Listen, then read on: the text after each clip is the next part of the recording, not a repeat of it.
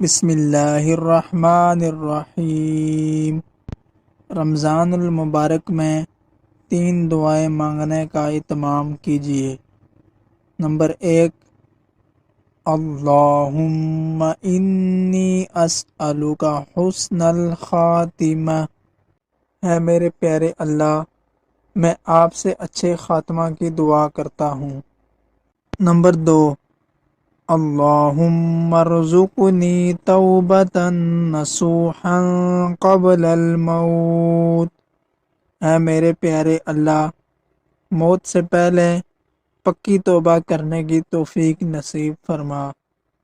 Number 3، اللہم یا مقلب القلوب ثبت قلبی علی دینک، اے میرے پیارے اللہ، ہے دلوں کے پلٹنے والے، میرے دل کو اپنے دین پر جما دیجیے۔